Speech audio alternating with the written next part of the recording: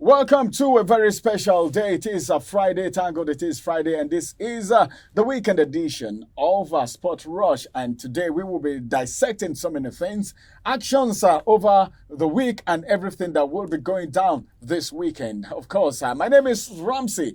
MC Ramsey is right here on Friday like this. When you see me, you already know that it's about going down. And I'm not alone in the studio today. Well, I have a guest. He's been here before. He's a sport analyst to the core. And of course, I said, hey, you just got to be here today. So we talk sport. Welcome to this program today. This is Phillips Uja, and I've not seen you since you got married. You can see his ring. That's funny. Good morning. Thanks for having me. It's a pleasure being here. So how has it been? Well, we thank God we've been moving fine. Well, I hope you were able to watch the matches that have been going on, despite the fact that you were right in the moon. There was no honeymoon as far as football is concerned. As a matter of fact, the Sunday after the wedding, it was a match where Chelsea FC and I think that should be Burnley, Chelsea versus Burnley, and I was like, I made a post about this team is trying to spoil my honeymoon and all of that. So that is the price we pay for being added fan, but I think it's been fine and God has been helping us.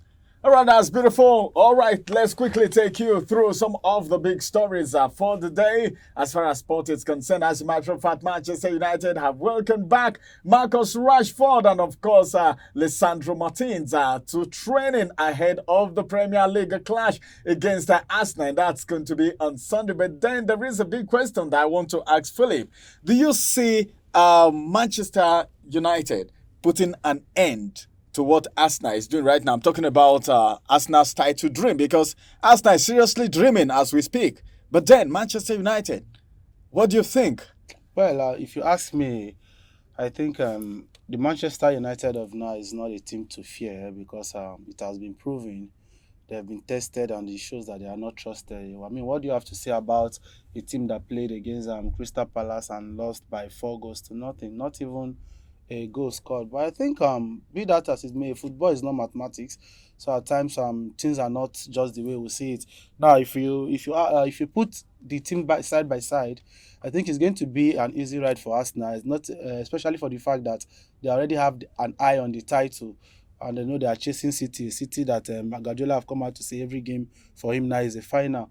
So I think the addition of Rashford and Martinez, to me, I don't think it's going to make any difference because Rashford have played some matches this season and then they still lost, and his addition doesn't make any difference. Yes, Martinez, I can say he can bring 1 or 2 stability to the defense, but I don't think that is enough to hold the firepower of Arsenal. That's not enough to hold the fire of Arsenal. Arsenal has been on fire lately, and well, I don't know if Manchester United will be able to stop them and dash their title dream. They've been dreaming, but then will this dream really come true? Let's move away from there and go elsewhere. Where are we going to right now? Let's go to the Europa League final. That the stage is set. As I speak with you, the stage is set. A lot of drama coming from the world of sports right here. But then, looking at that game, what do you think? Atlanta, then Bayern Leverkusen, looking at how they got here. It wasn't easy. Any club that gets to this stage, we don't say it was easy for them. But then, how do you look at it? Because the stage is set already. I think for the first time in many years, we are not having a Spanish team in the final because it has always been dominated by the Spanish teams. So I think it's a good one. Atalanta, I watched their match yesterday, 90 minutes, and I was highly impressed. Not just because they won, particularly because of our own player. After is talking about Ademola Lookman. If you see the way he played yesterday, he scored the first goal, solo goal, he beat the defense, and he took that powerful shot that beat the keeper. He gave a wonderful assist, and even while he was substituted, the player that came in for him was, that is Bilature, was one that scored the 3rd goal. So I think it's a good one for the young lad. I would go to relinquish the final playing against a Bayer Leverkusen side that, to me, I felt they are the best team in Europe this season. Bayer Leverkusen. Yes, because if you look at their stats, everything is just going for them. Considering the fact that the players they have, if you check the money they were bought for, you can't compare them with the Man City of this world, the Real Madrid of this world, but they have been chunking out the results. Just imagine how they'll be able to win the league with 5 games to spare. I mean, that speaks a lot. Not in a league that have teams like Bayern Munich. They have a team like Dortmund that is in the final of the Champions League. So I think all credit needs to be given to Xabi Alonso. He deserves all the flower, and I'm happy for him that he hasn't behaved like some other coaches that when they are just on song, the next thing they want to move, and then that might be the beginning of their downfall. He has chosen to remain with the team and take them to the Champions League to see how they are going to test their might against the European team. So I think that's a good one. If you see the way they played yesterday, they were losing 2-0 as at the 83 minutes before they scored one goal via an own goal before they could get in the equalizer. So I think if you ask me, the team is good to go, and then playing against an Atlanta team in the final is going to be a firepower. I can't wait to watch out for that final in Dublin. It is going to be a firepower. Well, I can't wait to see that game being played in Dublin. And you should know that Ademola Lookman already is going to do a face-off with his countrymen, talking about Victor Boniface and Nathan Taylor. But then, I don't know which... Okay, can I ask you a tricky question? Yeah. Which of these clubs are you rooting for? Atlanta, Bayer Leverkusen, who are you giving it to? We have our brothers and in both teams. So I can't say maybe you're rooting for one club because our brother is there. In the both teams, we got them. You know what? One good thing about this final is someone like Boniface, if you go to the social media, is a delight to watch. If you go to his Twitter handle, there's no day you go there that you won't see something to laugh about. So he's a good player on and off the pitch. He's someone I know he's going to drop something about this final playing against Ademola Lookman, but I feel the best team is going to win. Actually yesterday, Nathan Taylor and Boniface, they were on use sub because I think the coach has his game plan and that was why he kept on. But I think in the final, it's going to be a very classic final. You know, the Italian team, when they come to the final, be it Club Cup, be it the World Cup, anything Italian, they always approach the final with a different mentality. And I think it's going to be a dicey one for Alonso. But if you ask me personally, I feel it would be better for Alonso to win it. They are going for the triple, the hat-trick of trophies. They've won the league. I think they are in the what is it called? This the German Cup final. Yeah. That is the DFB Pokal, and now they are the Europa League final. So I think it would be good if they win the treble. All right, it will be good if they win the treble, but then I think let's move a little bit. We may be returning back, but then let's move a little bit. As a matter of fact, let me ask you this question. If your team is struggling, I'm moving to England now. I want to talk about some coaches a little bit. If your team is struggling maybe at the relegation zone, and you must have to sign a coach, okay, to salvage this situation. A coach like Carlo Ancelotti and of course talking about Pep Guardiola, which coach would you really assign to rescue the team? As a matter of fact, Manchester City, let me just let our fans know that Manchester City's manager Pep Guardiola has said something, but then before we get into that, let me get you answer that first question first because I'm going to talk about Guardiola after now. I think if you ask me these two coaches you've asked about, they don't have the pedigree of managing a team that is struggling, battling with relegation. Because they've not been tested in such scenario before. These are coaches that they always go for the best teams. Yes, they always go for the best team. It's only Carlo Ancelotti that came down a little to manage a team like Everton, and we all knew how it went. The story didn't go down too well and all of that.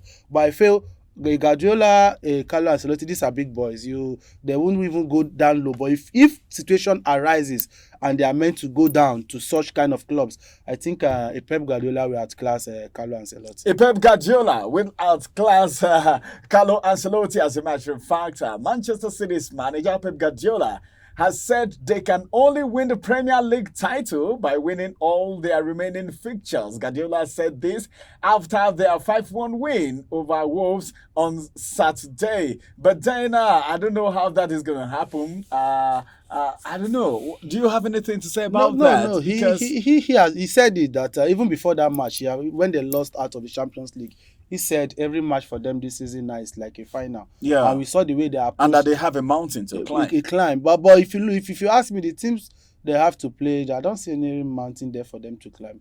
Man City is going to win all their matches, even if it's mean struggling with a one new win. That I guarantee you. Anyhow, they just got to win. I'm sorry to say, because I know many Arsenal fans might not be happy, but that is the truth. Let's check the passes. Even the one they were to play in 2012 when they played QPR, right? QPR were winning them 2-0. We all saw the drama that happened, I think there was a point the plane took the cup. I was taking it to United, and they have to return it back when what was it called?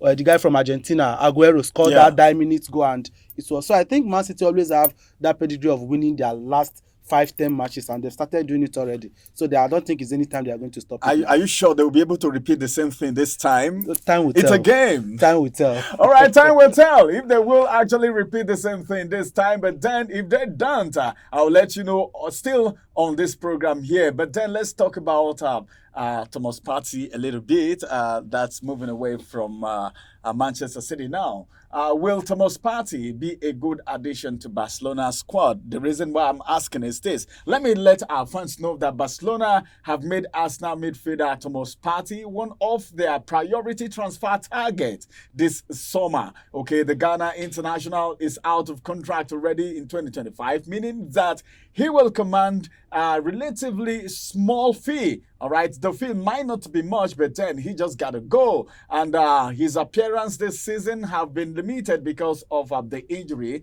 that he had. He had a groin and hamstring injury. That was the problem that he had. But the big question is, moving to Barcelona, would that be a good one for him? Well, I think as an African, we just have to say the truth. How well have the African players that went to Barcelona fare? How well did they fare in that team? Let's talk about the position he's going to play. I remember there was a time Alexandra Song from Arsenal went to Barcelona. I think that was the beginning of his end. We didn't hear of him again. The same thing happened to Seydou Keita. Even though he tried, I think he won the Champions League, if I'm not mistaken. Even Samuel Eto'o and all of that. So if you ask me, I don't think Barcelona is the best of team for the so-called African players. I don't know why it's like that. I can't tell why it has always been like that. But I think it's almost Partey should look for the other better options out there. The matches he have played while he returned for Arsenal, I don't think he did that bad. So I think he still have so many things to give out. If his contract is expiring in 2025, I think the best time to sell him is now so that he doesn't go for free. So that he doesn't go for free. Now that we're talking about transfer, now can we talk about our own Victor Osimhen? I don't know. It's like the whole situation is getting confused right now because most clubs are just, I don't know if they are saying it or they actually meant it. PSG, what do you think? I don't know. PSG, Arsenal. Then you also look at Chelsea. Then you look at it because some persons are saying he might be a replacement for Mbappe. I don't know. The whole thing is just mixed up. What do you think about the whole scenario? And Mbappe is leaving too. Yes.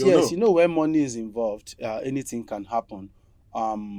Also, the club, Napoli, they don't want to lose it all. When I say they don't want to lose it all, they are looking for a way whereby they can bring in a replacement.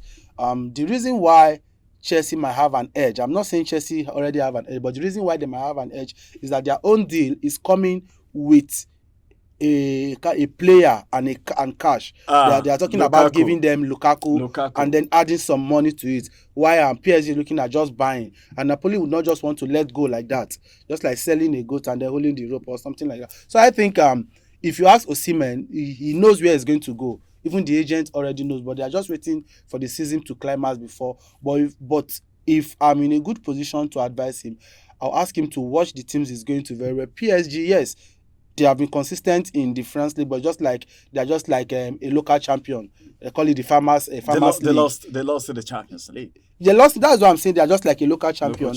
They've been winning the league back to back and no competition for them. But when it comes to where it matters most, even though Chelsea have not been doing well this season, if you put it in European competition, I think Chelsea have done better than PSG in the last 10, 20 years. So I think if Osimhen is looking for a place where he's going to have a good glory days, because I think that is where his eye might be. If you give this Chelsea team might not be too good now, but I think if you give this team 2-3 years with a good coach, I'm not looking at Pochettino now, but if you give this Chelsea team a good coach in the next 2-3 years with this kind of young players they have, I think Osimhen can work well in that team. All right, Osimhen can work well in that team if you give them a good coach. All right, let's say something a little bit about Chelsea.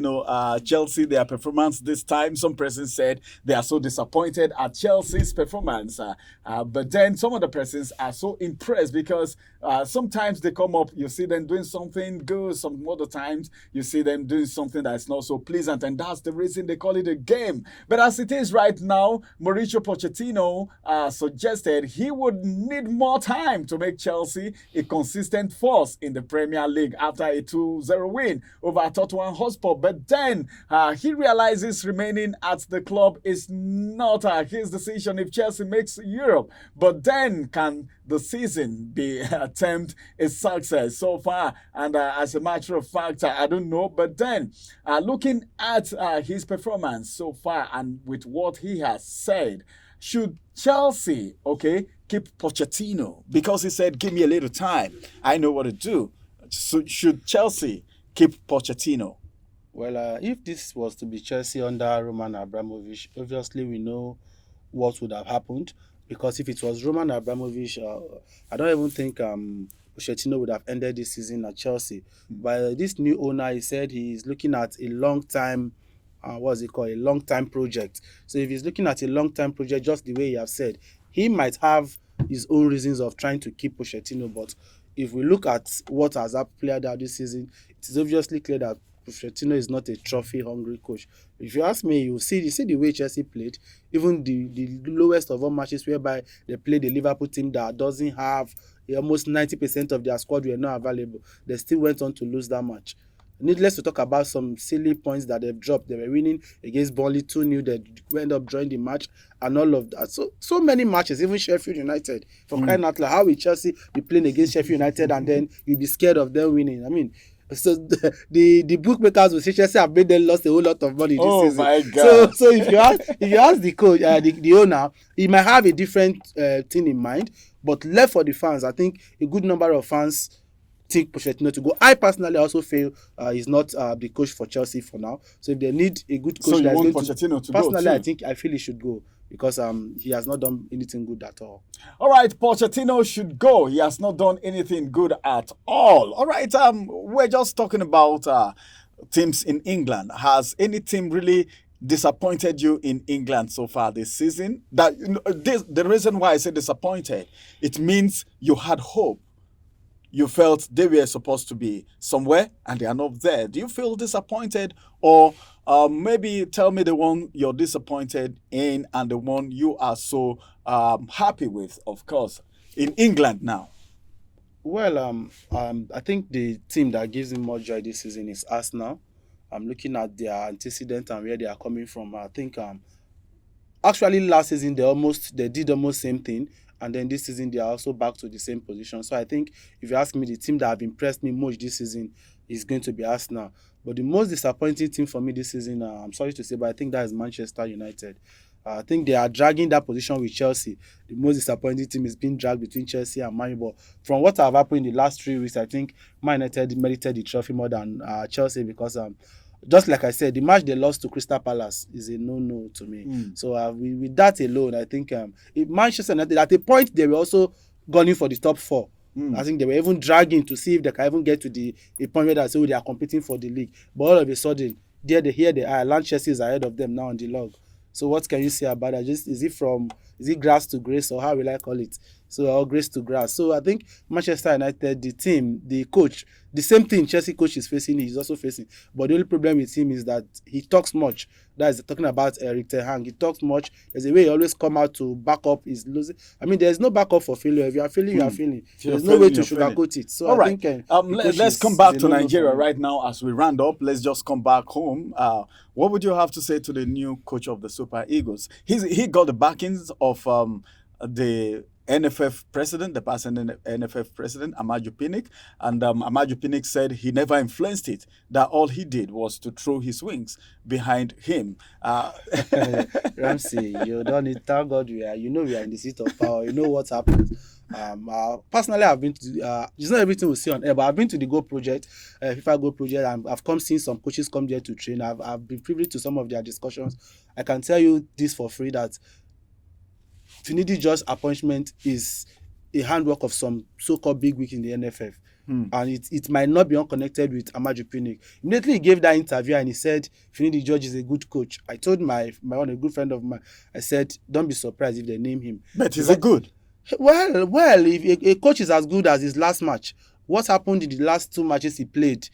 He coached the Super Eagles. We all know how it went. But I think if one might want to argue that was just a friendly match, and then because it was a friendly match, that was why he didn't really unveil his tactics. We never know what he presented, the blueprint he gave to the NFF that made them appoint him. And some may even say it's because of the money. Maybe he has accepted to take peanuts because maybe let's assume he's earning, let's say, 1 million at Embark. Maybe the NFF have agreed to give him 5 million, and that is why he say, "Oh, let them pick him because they know they can pay him," and all of that. But I'm just being told that he has presented a paper of he needing 5 assistants, 2 of them being foreign coaches, and 2 I think Amokachi is in the fray, and then the goalkeeper trainer is going to be what is it called? It's going to be reserved, and all of that. Even the team list for the next matches coming up in June, Alant is being released, but it's not officially out. So I think we'll just give him the benefit of that to watch because he's our own. The truth is he's our own, and then if Ivory Coast can do it with a local coach, if Senegal can do it with a local coach, even we have done it with a local coach. That is the late Stephen Keshi, so rest in peace. And so I think we have to give him the chance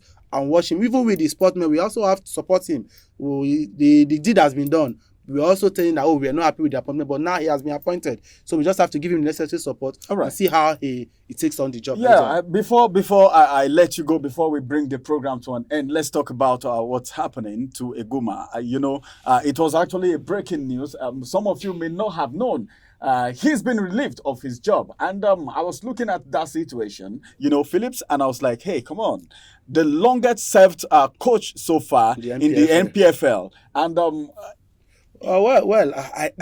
way he's even been released, the reason they are given just because of a match. I don't think that is true. A rescheduled match. I don't think that is true. I don't think what do you think about that? I don't think that is true. Rivers United is a team I've followed very well. If you remember, he was actually just for a minute. Okay. For those of you who don't know, Eguma is the coach of Rivers United, and he's been coaching them for close to, I think, 16 years. And he is the longest served coach so far in the Nigerian Professional Football League. Then there was a breaking news today that he's been sacked because his club didn't win a rescheduled match. So go on, Phillips. I think, just like I was saying, I said before now, he used to serve as a technical advisor because they always have what is called a head coach. And formerly, the head coach was Fatai Osho. Fatai Osho left. Something happened after a game. He refused traveling with the team. He left. After he gave a debunker that it wasn't true, he came back to the team and he finally left. And that was when they brought in Evans Ogenyi, the former Alobi Stars coach. And he has been working as a coach while Eguma is the technical advisor. But the role of the head coach has been Stanley Eguma. If you remember, Eguma came on board when Dolphin and Sharks was merged. In the year, I think 2016, if I'm not mistaken. That was when Dolphins and Sharks, and he was coaching Dolphins since 2008. So if you add everything together, now this is the 16 years coaching in the Nigerian Football League. But before that match, prior to that match, Rivers have not been doing very well, especially in the continental assignments. And then they were blaming it on the fact that Rivers will play their match in Port Harcourt. When it comes to the Confederation or the Continental, they will go to play it in Akwa Ibom. That is the Uyo Stadium. And this has been...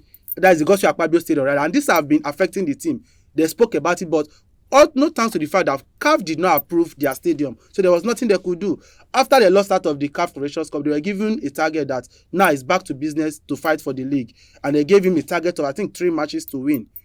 I think he won 2 at home or 1 at home or thereabout. And then playing that match against Remo Stars was the last ultimatum that if he doesn't win that match, something might happen. And I think they even took the lead in that match, courtesy of Andy Okpe in the 19th minute. But the lockdown against the Remo Stars came from behind and won them. And this is the first time Remo Stars is winning them. In the past 6 meetings, Remo Stars have never won Rivers United, either home or away. And this is the first time they are winning them. So I think maybe he felt this is high time he left, because maybe Christopher Green is the chairman of the FA in Rivers State and all of that. He knows his days are numbered. I'm sure that is why he's just throwing the towel. Okay, well, I don't know, but that is how it has actually ended for Iguma after 16 years. Then let's watch out for what is going to be going down this weekend. After this weekend, I'll return on Monday and I'll give you a brief of everything that's going to happen over the weekend. The matches that you need to watch, go watch them. And of course, be civil in all the matches that you will watch. Thank you very much,